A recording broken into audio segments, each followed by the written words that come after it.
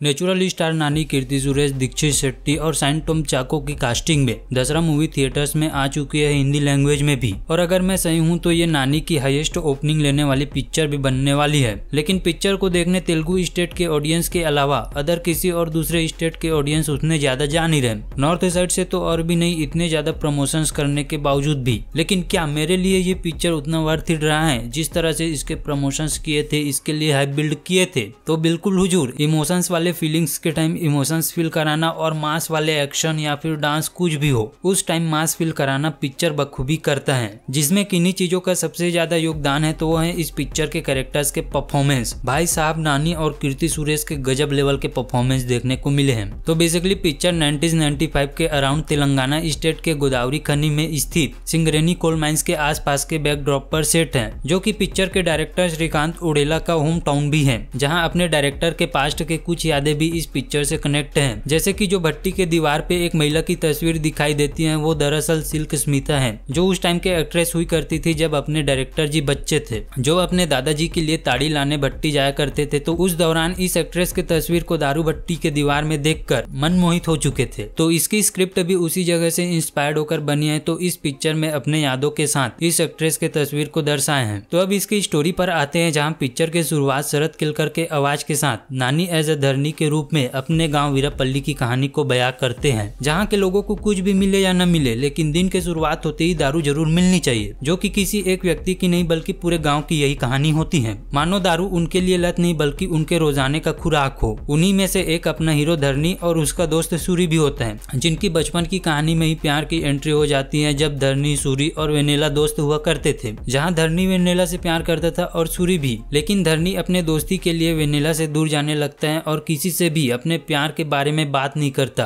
जब तक कि सूरी और वेनेला की शादी नहीं हो जाती। लेकिन वही वेनेला का एक और भी दीवाना होता है, जो इस पूरी पिक्चर की स्टोरी को प्रेमाइज करते हैं। अब वो कौन होता है और आगे धरनी के प्यार का क्या होता है, वो तुम्हें पिक्चर देखने पर ही पता चलेगा, जिसे शायद तुम भी प्रेडिक्ट कर ही सकते हो। अब पूरे पिक्चर में डायरेक्टर का विजन इस गाँव के चलते सिंगरेनी कोल माइंस की सामाजिक, आर्थिक, राजनीतिक महत्वाकांक्षा और सत्ता के लिए संघर्ष करते लोगों पर फोकस करना रहा है, एक बेहतरीन लव स्टोरी के साथ में। और अगर इसी लव स्टोरी पर फोकस न करने के बजाय पॉलिटिकल मुद्दों या सोशल मैसेज के चलते सामाजिक मुद्दों पर ही फोकस कर देते तो पिक्चर उतना मजा नहीं दे पाता। और अगर सिर्फ लव स्टोरी पर ही फोकस कर पॉलिटिकल मुद्दों या सामाजिक मुद्दों पर फोकस नहीं करते तो भी पिक्चर उतना मजा नहीं दे पाता, और इस तरह ये एक टिपिकल तेलुगु मूवी ही बन जाते। लेकिन पिक्चर में इन दोनों ही चीजों पर फोकस करने के चलते ये पिक्चर अपने स्टोरी को अच्छे से नरेट कर पाते हैं, और इन सभी चीजों को जिस तरह से एक मास एलिमेंट्स के साथ प्रेजेंट किए हैं वो इस पिक्चर को काफी और बेहतर बनाता है। लेकिन वहीं इस तरह के राइटिंग लिखने वाले डायरेक्टर के चलते पिक्चर के कुछ सीन्स हल्की फुल्की ही सही पर रंगस्थलम की याद जरूर दिलाती है, क्योंकि अपने डायरेक्टर भैया उस पिक्चर के असिस्टेंट डायरेक्टर रह चुके हैं। लेकिन पर भी रंगस्थलम की हल्की फुल्की याद दिलाने के बावजूद भी पिक्चर के इमोशन सीन्स अपना जादू चलाता ही है, जहाँ एक्टर्स तो उन कैरेक्टर के डेप्थ में दिखते ही है, लेकिन हम भी उन कैरेक्टर्स के साथ अच्छे से जुड़ ही जाते हैं। और जिस तरह से कैरेक्टर्स के परफॉर्मेंस रहे वो तो भैया दिल ही छू लिए। जहाँ नानी जब भी स्क्रीन में दिखे अपने मास से लेकर क्लास वाले एक्टिंग के चलते दिल तो जीते ही है। और कीर्ति सुरेश भी अपने पिछले पिक्चर्स के मुकाबले थोड़ा ओपन माइंडेड होकर इसमें जो परफॉर्मेंस दिए हैं वो और भी काफी गजब कर रहा है। और उनके एक्टिंग के दीवाने तो अपन सालों से ही हैं, लेकिन उनके जो मासी डांस है वो तो भैया पूरे थिएटर में गर्द उड़ा दिए। लेकिन इस पिक्चर के विलन साइन टॉम चाको से मैं थोड़ा डिसअपॉइंट जरूर हुआ। हालांकि बंदा ने गजब के परफॉर्मेंस किया है, लेकिन बंदा बॉलीवुड का जान है, जो कसम से नेगेटिव रोल में गांड फाड़ देते हैं। जहां उनके काम इस पिक्चर में जैसे दिखे हैं उससे कहीं बेहतर हो सकता था, जिससे थोड़े और अच्छे राइटिंग के साथ उन पर बिल्डअप देते तो और भी बंदे के परफॉर्मेंस को निखार सकते थे।